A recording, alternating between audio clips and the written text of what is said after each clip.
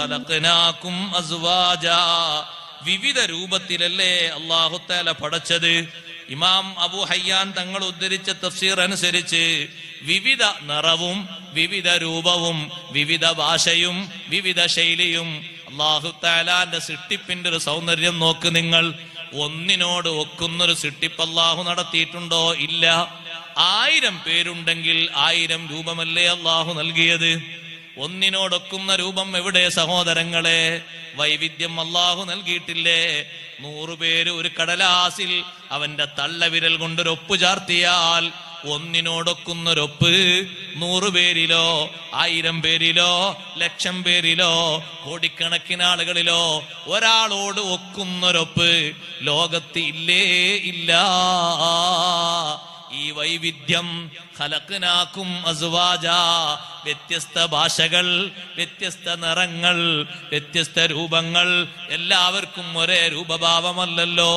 ഓരോ നാടിനനുസരിച്ച് അല്ലാഹു ഓരോ രൂപം കൊടുത്തു, അല്ലേ? കൊടുത്തില്ലേ?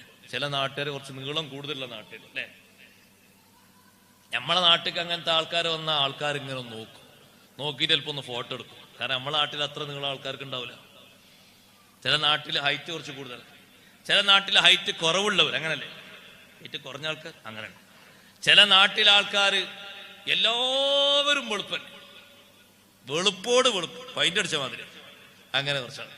ചില നാട്ടിൽ പോയാൽ ഫുള്ള് കറുപ്പന്, കറുപ്പോട് കറുപ്പ്, അല്ലേ? അതൊക്കെ ഒരു സൗന്ദര്യത്തിന്റെ ഒരു ഭാഗമാണ്.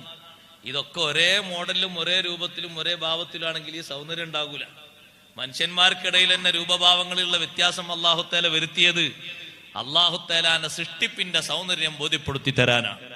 വഖലഖനാകും അസ്വാജാ, ഓരോന്നിനും അല്ലാഹു തആല ഓരോ തരം ഇണകളെ നൽകി. എല്ലാറ്റിനും ചേരുന്നൊരു ഇണുണ്ട്, അല്ലേ? ഒരു ചെരുപ്പിനോടൊക്കുന്ന മറ്റൊരു ചെരുപ്പ്. പക്ഷെ ആ ചെരുപ്പിടുന്ന സമയത്ത് ഈ ചെരുപ്പിടാൻ പറ്റുമോ? വലത്തേക്കാലിന്റെ ചെരുപ്പ് വലത്തേക്കാലിന് ഇടണ്ടേ? ഇടത്തേക്കാലിന് പറ്റുമോ? പറ്റൂല. വലത്തേക്കാലിനോട് ഒത്ത ഒരു ചെരുപ്പ് ഇടത്തേക്കാലിന്, അല്ലേ? വലത്തേ കൈയിനോട് ഒത്തൊരു കൈ ഇടത്തേ കൈ. വലത്തേ ഭാഗത്തുള്ള മൂക്കിന്റെ ഓട്ടയോട് സാമ്യാകുന്ന ഒരു ഓട്ട ഇപ്പുറത്ത്. വലത്തേ കാതിന് അനുസരിച്ച് ഒരു ഇടത്തേ ഒരു കാത്, വലത്തേ ഒരു കണ്ണ് ഇടത്തേ ഒരു കണ്ണ്. എല്ലാറ്റിനും ഒരേ രൂപവും ഒരേ കഴിവുമാണ് അല്ലാഹു നൽകിയത്? അല്ല, മാറ്റണ്ട്. ഓരോന്നിനും ഓരോ രൂപഭാവങ്ങളാണ് അല്ലാഹു നൽകിയത്. വലത്തേ കാല് പോലെയല്ല ഇടത്തേ കാല്, വ്യത്യാസമുണ്ട്. പക്ഷെ ഒന്നിനോട് ചേർന്ന് അല്ലാഹു ഒന്ന് നൽകിയിട്ടുണ്ട്. എല്ലാറ്റിലും അങ്ങനെ ഇളകളുണ്ടോ? ഇണകളുണ്ട്. ആകാശം പറയുമ്പോ തൊട്ട് താഴെ പറയും ഭൂമി. മൃഗങ്ങളിൽ നോക്ക് നിങ്ങൾ, ഒന്നിനോട് ഒക്കുന്ന രീതിയിൽ ഇണകളുണ്ട്. സസ്യങ്ങളിലും അങ്ങനെ ഇണകളുണ്ട്, പഴങ്ങളിലും അങ്ങനെ ഇണകളുണ്ട്. അതുകൊണ്ടാ സഹോദരങ്ങളെ, അറബികളിലൊക്കെ വലിയ വലിയ തോട്ടമുള്ള ആളുകളൊക്കെ നമ്മളെ നാട്ടിൽ നിന്ന് കൂലിപ്പണിക്ക് കൊണ്ടുപോകുന്ന ചില ആളുകളുടെ പണി എന്താണ്? അവിടെ ആൺകുലയും പെൺകുലയും വേർതിരിച്ച് ഒന്നിൽ കീറി വെച്ചിട്ട് അതാ ആ കുലകൾക്കൊക്കെ പ്രത്യേക തടിയും കനവും വർദ്ധിപ്പിക്കുന്നു. പരാഗണം നടത്തുക എന്ന് പറയും, അതിന് അറബിയിൽ തഅ്ബീർ എന്ന് പറയും. അങ്ങനെ ഒരു പ്രക്രിയ വരുമ്പോ അവിടെയും രണ്ടെണ്ണവുമുണ്ട്, ആണും ഉണ്ട് പെണ്ണും ഉണ്ട്. കൊലകളിലാണ് ആ പറഞ്ഞത്, ഈത്തപ്പഴത്തിന്റെ കൊലകളിൽ.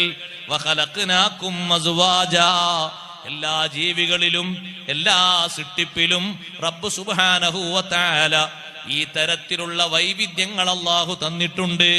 ഒരേ രൂപവും ഒരേ ഭാവവും അല്ല, ഓരോന്നിനും വ്യത്യസ്ത രൂപത്തിൽ അല്ലാഹു തആല തന്നിട്ടുണ്ട്. അതെന്തിനാണ് അങ്ങനെ വെച്ചത്? മനുഷ്യൻ അല്ലാഹുവിന്റെ കഴിവ് മനസ്സിലാക്കാനാണ്. നമ്മുടെ ശരീരത്തിൽ തന്നെ അല്ലാഹു തആല സംവിധാനങ്ങൾ അങ്ങനെ ഏർപ്പെടുത്തി തന്നു. ഒന്നിനുള്ള ഉപകാരം മറ്റൊന്നുകൊണ്ട് നടക്കുന്നില്ല, അതിനുള്ള ഉപകാരം ഇതുകൊണ്ടും നടക്കുന്നില്ല. വഖലഖനാകും അസ്വാജാ. വിശാലമായി പറയണം, നേരല്ല. അല്ലാഹു തആല അവിടെ പറഞ്ഞ വാക്ക് ഓർമ്മയുണ്ടെങ്കിൽ, നിങ്ങളെ നാം സൃഷ്ടിച്ചു അസ്വാജൻ, ഇണകളായിട്ട് എന്നാണ്. ആണിനെയും പെണ്ണിനെയും അല്ലാഹു തആല സൂചിപ്പിച്ച ഒറ്റ വാക്കാണ് എന്ത്? ഇണ. ഖുർആന് ഭാര്യക്കും ഭർത്താവിനും ഒരേ പേരാ പറഞ്ഞത്, എന്ത്? ഇണ. ഭാര്യ ഭർത്താവ് എന്ന് നമ്മൾ മനസ്സിലാക്കാൻ വേണ്ടി ഉപയോഗിക്കുന്ന ഒരു ഭാഷയാണ്. ഖുർആനിലുള്ള പ്രയോഗം ഒറ്റൊന്നാണ്, സൗജ്.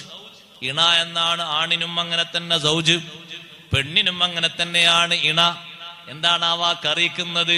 ആണ് പെണ്ണിന്റെയും പെണ്ണ് ആണിന്റെയും ഇണയാണ്. അങ്ങനെയാണ് അറിയിക്കുന്നത്.